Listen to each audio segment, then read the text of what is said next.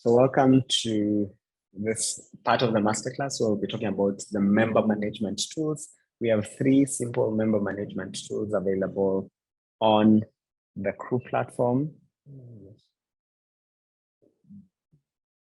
So when you go to the member management section of the admin panel, you'll find your members panel, which is the first one, your teams and roles, and your team tags. The members panel helps you to administer the members, see how many members are in your platform, see which ones are in each teams, and so on and so forth.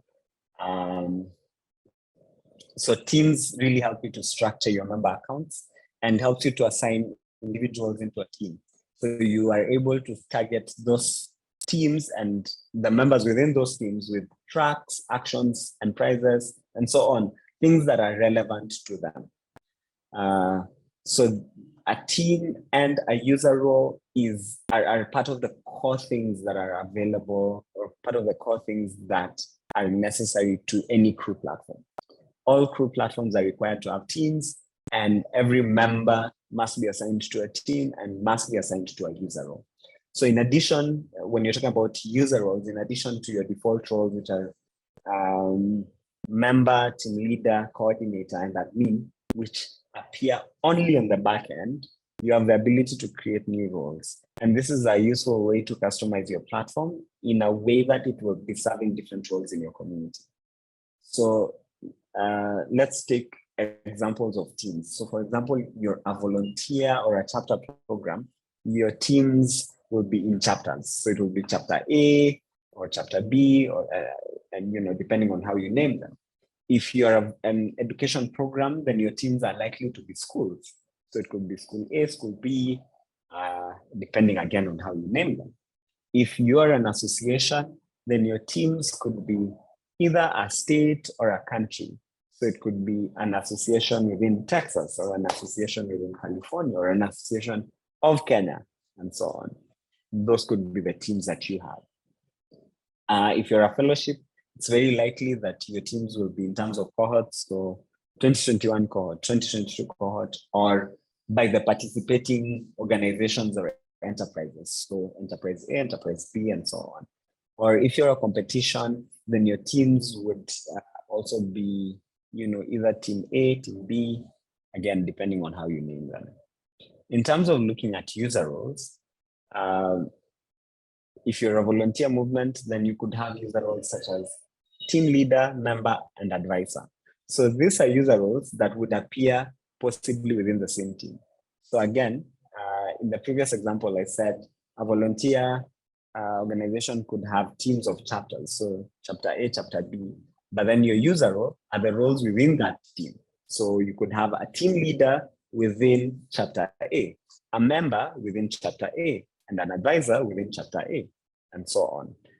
For education movement, your example of user roles could be, educator, student, school administrator, and so on. For fellowships and accelerators, your user roles could be fellow, advisor, alumni, and so on. If it's a competition, you could have participant, advisor, alumni, and others. So on the members panel, you're able to see all the members that are available on your platform. And you can also see how many people have pending invites. Again, this is if you have a close community, how many people have pending invites and how many people are yet to activate their accounts.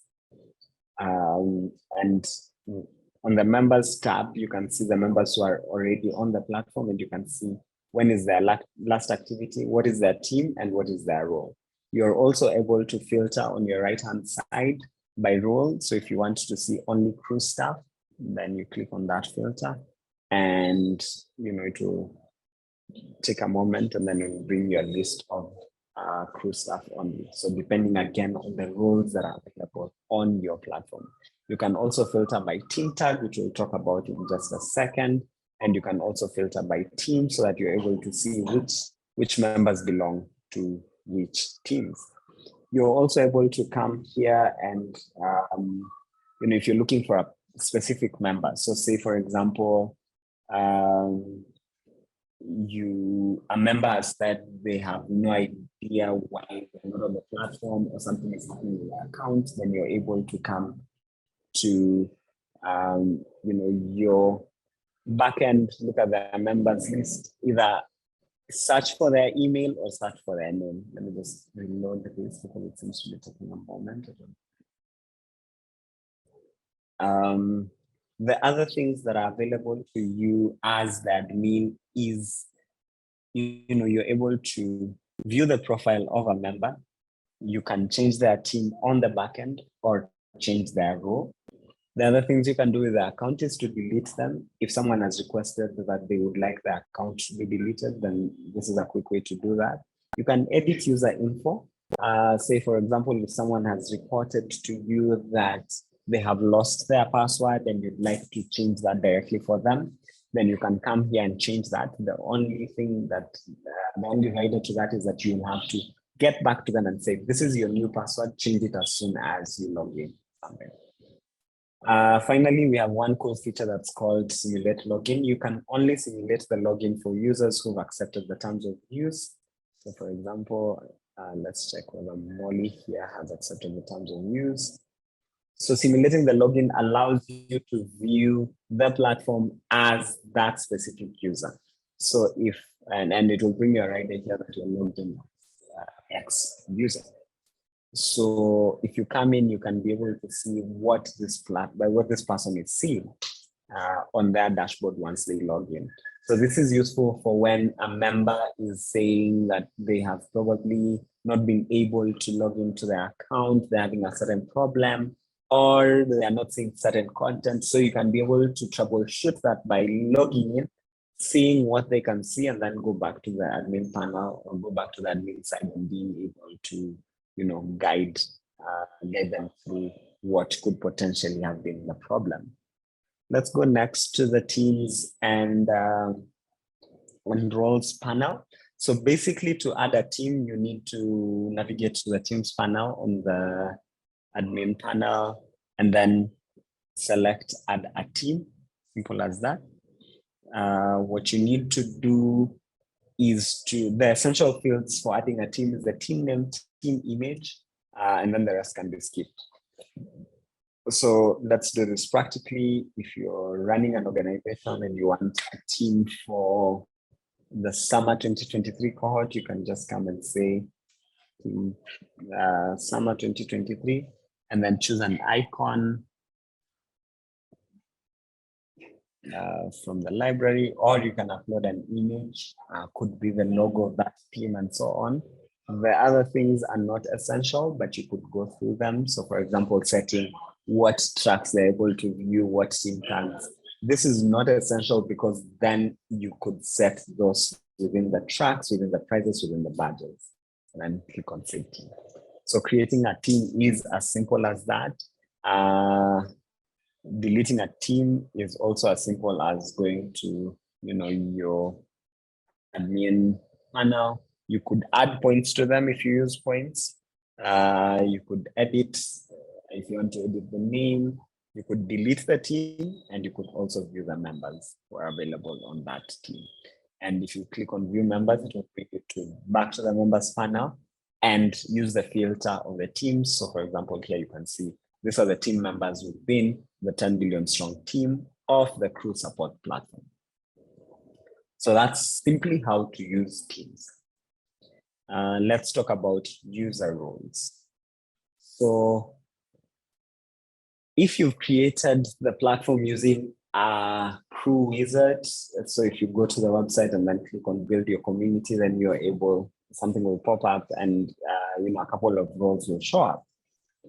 So you can add a role simply by clicking on add role, and then you write the name of the role. So it could be team leader, because there's team leader available already. So you just add a team leader second time. It's as simple as that. And you can start assigning people to that role. And you can also delete it and edit it as you so wish.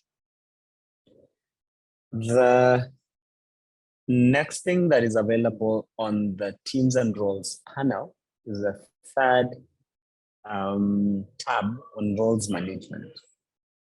So basically, you can manage the permissions of who can perform certain tasks. So you can control certain user roles according to which roles can approve accounts. So here, you can say which roles, you can specify the roles that you want to approve accounts. So that means whenever there are account requests, then these user roles are able to approve those accounts. You can also check which roles are able to invite accounts. So which roles are able to invite their friends or their colleagues directly. You can also regulate what users can see, if it's their name. So you can say, if you want certain roles to just display the user's first name and last initial only. This is important, especially if you're dealing with kids who are below 18 and you want to hide their identity or their privacy, or if you're dealing with any special cases or programs that you would like to hide the identity of the people as they're engaging, then you can specify the roles that you want to only display the last initial and not the full name. Other things include, which users can compose messages. If you hide the compose button, this means that those roles cannot compose messages. If you hide the inbox, that means that those users cannot receive messages, whether to disallow multiple recipients in messages. So it's just a bit of nuance to help you decide which roles do what. So there are descriptions for every action at the bottom of every bar that you're allowed to give a team role. You can go through that. And finally, you also have space to see which user roles can request for prizes, can redeem points, or create events at the bottom here. That brings us to the final thing that we talk about in member management tools, which is the team tags.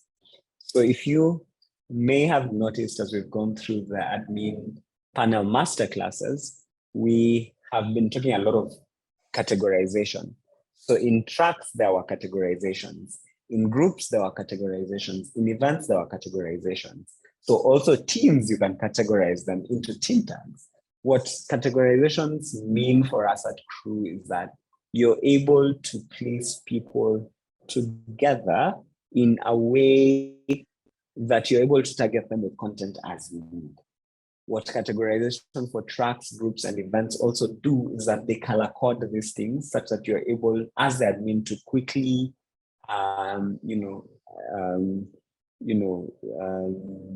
create content or select content depending on what you want. And for members to also have some intuitive nature, in the sense that if a certain category is color pink, then it's sort of intuitive that whenever they see a track that is color pink, they know what they're looking for.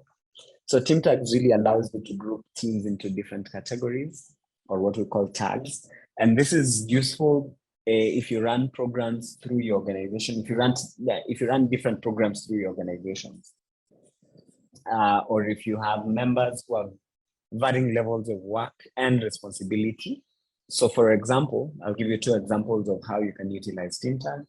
So think about if you run an annual competition and you want to tag each competing team with, 2018 competition, 2019 competition, such that you have many teams, but then a team, or rather the teams competing in the 2018 competition could be placed in one team tag.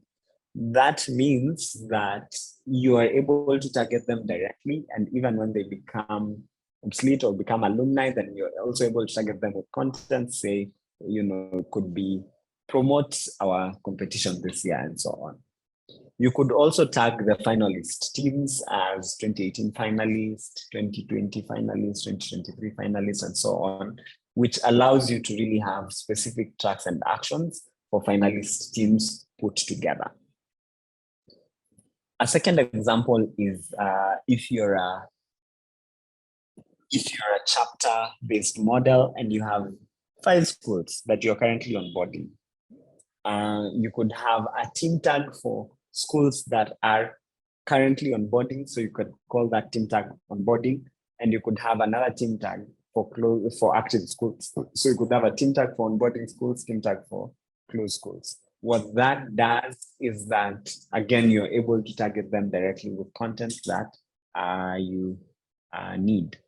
So to add a team tag, again, it's simple as coming to your team tags panel, and then you'll be directed to a screen that looks like what you're seeing on the screen right now. And you have the ability, if you want to click on add a team tag, here you have the ability to, number one, create a team tag and assign specific teams, specific tracks, prizes, and badges to that specific team tag.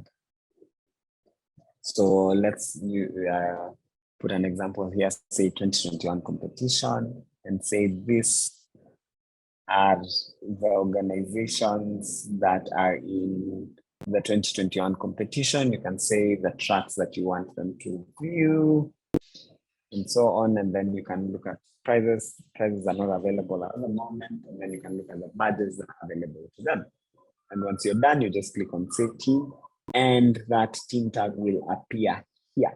You can see this is the latest one, which is the 2021 competition. So what you can see on your screen, these are examples of team tags that are available on the platform. And if you want to delete a team tag, you just simply go here and click on delete.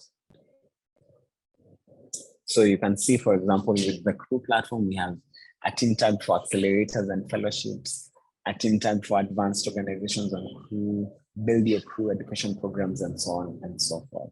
So team tags will allow you basically to easily customize the experience to teams that have things in common, programmatic elements that they have in common. So most features can be customized in terms of visibility by team tags, including creating tracks that are only visible to certain team tags, building dashboards by team tags, create announcement banners by team tags. We'll talk about messaging and analytics on Thursday. Creating badges for certain team tags, sending emails by team tags, create events, filter groups, create prizes, and so on and so forth. So you just simply have to think, does my program need a team tag? And then you need to create that on there. Brilliant. That brings us to the end of the member management tools of the masterclass. And I would like to open this up for questions.